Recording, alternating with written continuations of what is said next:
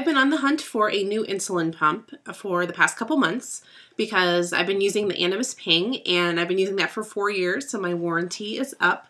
And I've been working on kind of like researching what's out there and seeing what I wanted to do. And part of that research was doing a short trial with a brand new pump that's called the Snap. It's made by Asante, which is a new company, relatively new anyway. And they pretty much will let anybody, I mean, there's some like asterisks involved that, you know, you have to have a prescription for a pump and all that kind of stuff, but you can try it for up to 4 weeks. Like no obligation.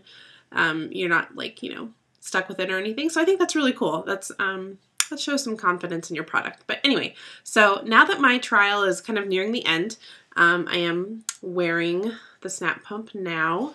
I am connected to it, but I kind of wanted to go over some things that I really like about it, and then some things that probably just aren't really a good fit for me, or some people might consider a negative. So here we go. There are a lot of things I like, and I would even say love, about the Snap pump. My reference point comes from using an Animas Ping for the last 4 years. So if you're used to using like a Medtronic or an Omnipod pump, or maybe you've never pumped at all, your viewpoint might be a little bit different than mine, but that's just the only thing I can compare it to, so that's kind of what you'll hear me do. So part of what I really love about the Snap revolves around the cartridges. These cartridges of insulin, which is like some pumps would call it a reservoir, it's the same thing. Same idea. It holds 300 units, and you actually get to use all 300 units because the cartridges are actually pre-filled. They're glass cartridges. I'll try and put a photo in here. And the glass cartridges are filled to like 315. So actually when you prime your pump and you're using up that 15 or 16 units to get the insulin through the tubing, that doesn't come out of your 300. So that's pretty cool. Also, the cartridges are glass, which means that you're not putting it in a plastic reservoir, which can actually degrade your insulin over time. You know, if you're using the same reservoir for 3 to 4 days, you may find at the end of that life of that reservoir, your insulin isn't as effective. Some people find that, I don't know, but you kind of wouldn't have to worry about that with this. And for those people that maybe use like smaller amounts of insulin, you can use the cartridge for up to 7 days, and they give you 2 infusion sets per cartridge. So theoretically, I mean, you could use this for 7 days and then switch it out after 3 or 4 days, the infusion set. And the cartridge changes. Can we talk about the cartridge changes? I love doing cartridge changes with a Snap. Like I will use the L word. It's just so freaking easy, you know? I mean, all you need is those 3 parts. And I mean, it's super ridiculously simple to do. I feel like anybody that's not used to a pump and maybe was intimidated by the 37,000 step process of other pumps to get the reservoir changed and the set in and all that stuff. And it's just so much more simple with a Snap. And for someone who has been pumping a long time, I've been pumping for I think like 8 years. That was just like a nice change to be like, oh, I don't have to do all of those things. I don't have to rewind the piston in the pump and wait for that to happen, and I don't have to like wait for it to prime really quickly. Because with the Snap, all you do is like put the cartridge in the pump body, like twist on the tubing, and then you connect the two, and the thing primes itself. Like when you put the cartridge in and put the cap on, that's what primes it. Like that's genius. Why doesn't every pump do that? That also means you have less actual parts to use when you're changing out your insulin pump reservoir. So instead of having like the reservoir and the plunger and the needle, in all the packaging and all that, all you have is a pump body, your insulin cartridge, and then what's your infusion set and tubing in one. So there's not a lot of little parts to balance or juggle. I know on the Animas pumps, you have like this pump cap that you twist on to keep the reservoir inside the insulin pump. And with a Snap, I don't know if you can see, but you don't have that. The tubing just kind of goes directly into the top of the pump. And again, I'm coming from an Animas pump, so that's my reference point. But one thing I liked about Snap that's different than what I'm used to is all of the bolus options are under one menu. And what I mean by that is that with a Ping, you would go, like let's say you had a blood sugar you wanted to correct. So you'd go into like the blood sugar, version of the bolus menu, and you'd tell it what it was, and it would give you a suggested bolus, and then you'd deal with it.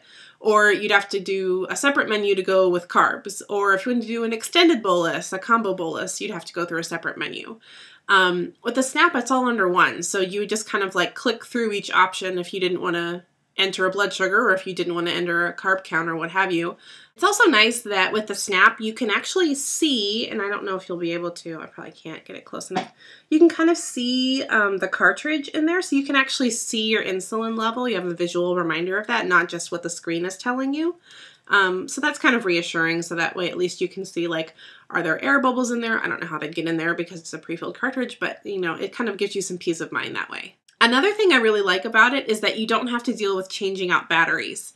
And what I mean by that is that when you're doing a cartridge change, each time you're going to change out the pump body too that houses the insulin cartridge, because what it also has built into it is a battery. So you don't have to change out AA batteries all the time. Every time you do a cartridge change, you'll get a new battery. So you never really have to worry about, like, oh, how long is this battery going to last?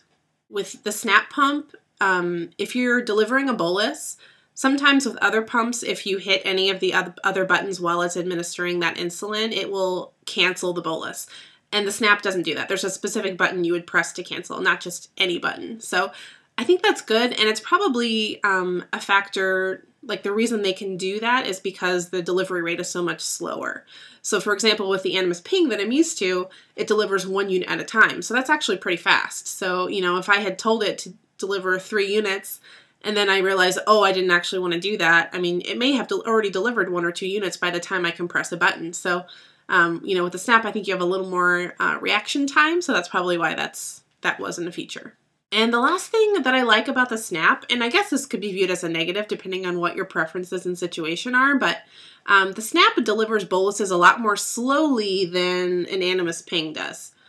So what I mean by that is if you've ever bolused with Animas, it does pushes out 1 unit at a time. You know what I mean? So like if you were bolusing 5, it would say 5 and then 4 and then into a countdown. With the Snap, it's only bolusing like I think 0.05 units every second or so. So it's a much slower administration of insulin. So if you're somebody that when you bolus a large amount, it kind of stings because there's so much insulin going in at once, it might be more comfortable with the Snap because it delivers a little more slowly. Okay, but as much as I really love the Snap, there are a few things about it, features that are really important to me personally that it doesn't have. So kind of the top one for me is that it doesn't have a touch bolus button. If you're used to like an Animas Ping or the T-Slim or I'm pretty sure Medtronic has that button too, it's a button that is on the side of the pump where you can program it to say, you know, if I press this once, that's, you know, 1 press for each unit. So that way, like let's say I'm wearing a dress and my pump is kind of like strategically placed under my outfit and I can't get to it, I could get to that button, and if I've memorized all the vibrations or whatever, you know, I'd be able to bolus without looking at the screen, which the Snap doesn't have that option, which is kind of a bummer. Which leads me to my other thing that really bothers me is that there's no vibrate option. It's all audio alerts and alarms. So for me, I like a little more discretion maybe than some other people, and I think especially for people that are like in a professional environment where you wouldn't necessarily want your medical equipment to be making noise, you know, as far as it's under your control, that's kind of a bummer. Asante says that they took the vibrate option out because their market research showed that people wanted a lighter pump that wasn't as heavy. So apparently whatever mechanism is in the pump that does vibrate, that was kind of how they could lose some ounces. For me, I would rather carry a heavier pump and be able to decide when and where someone can hear my insulin pump, but that's just me. And then related to those two things, there's also no remote bolus option. With the Ping, I mean, one of the big selling points is that you have that meter and you can deliver a bolus from the meter. So you don't actually have to touch your pump at all to deliver a bolus.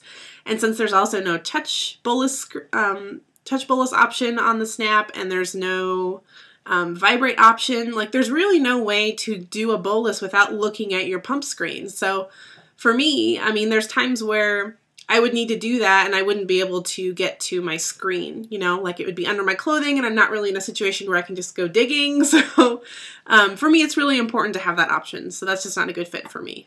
And the other things kind of have to do with aesthetics. The clip that comes with it is really bulky compared to what I'm used to.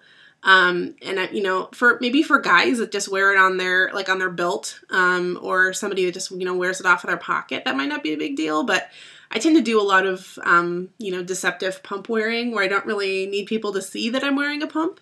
So that kind of makes it a little more awkward. And the other part of that is the look of the actual pump. You know, I don't know if you're going to be able to see this. Yeah, you can see the screen. It just doesn't look very new. I mean, it's a brand new pump and it looks like a pager from like the 90s. It's a great pump function-wise. It just, you know, the looks kind of leave something to be desired. But I know you can see the screen here, and, you know, and it defaults to showing you the time and the date, which is good. But with a ping, I'm used to being able to see how much insulin was left in my pump from just looking at the first screen. I'd like to be able to see insulin on board and some other kind of important things. So, you know, to do that, you know, you would hit one button to wake it up, and then you kind of have to go through a series of things, which maybe are things you'd want to know, but you kind of have to go through a few things to get to some of the information that, you know, before I was used to seeing on my first screen when I hit a button. With the Snap, at least right now, it's only for Humalog insulin because those are the only cartridges that will fit in the Snap right now. So for me, I already use Humalog, so no big deal, but if you're used to another kind of insulin, that'll be something you'd have to consider. And the last thing that I didn't really like is the sound. I know this is dumb. The sound of the pump administering insulin. It just did it, so I don't know if you're going to hear it again while I'm talking about this, but just like the little like clicking like noise that it makes when it's delivering like a little bit of basal or even when it's delivering a bolus. It kind of sounds like the sound your laptop makes when it ejects a CD. And it's not very quiet, at least not to me, to what I'm used to. So that's just, I don't know, that's just me. And there are some things I assumed would bother me that actually didn't end up bothering me that much. I mentioned the whole no vibrate option for sounds. And I was thinking, oh, you know, it's going to beep every time that I bolus, and that's going to be really intrusive. You know, there's different volume controls on the pump, and I had it on the very lowest, most quiet setting. And actually, when it delivers a bolus, there are times that I can't even hear it beep at the end of it. I know it does, but I don't hear it. So, you know, if that was something you're concerned about, to me, it's not very loud at all when it's on the lowest setting. And something I thought that would be an issue going in were kind of like the dimensions and the size of the pump, because I know that it's longer and a little skinnier than the Animus Ping that I was used to wearing. And I'll show you the difference here. So yeah, I thought that would be, you know, uncomfortable, and I was like, how am I going to wear that in my bra? How is that going to work? And honestly, like, I think it actually works better just because, I don't know, so the dimensions just kind of lend themselves to being a little more incognito, if you will. And one more thing that was kind of a hesitation for me and for my endocrinologist really was that initially it didn't look like the Snap pump had any software that came with it that you could, you know, download your data to, which is kind of important because my endocrinologist uses that every time that I'm at her office. So I did discover subsequently that you can download the Snap pump to Diasend, to their software. I don't know if that's official knowledge or not, but that's what I discovered. So that's kind of a workaround that I initially was concerned about, but apparently is not an issue.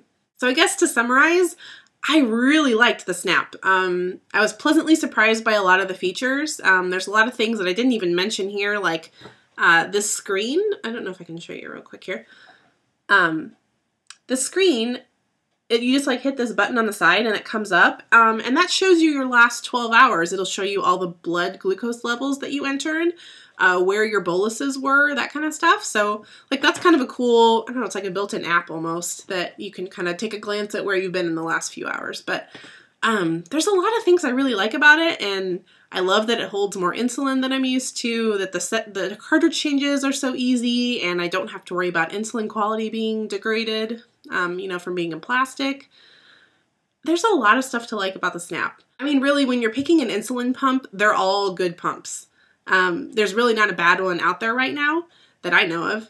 It all comes down to personal preference. So whatever features are most important to you, then that's what makes, you know, a good pump for you.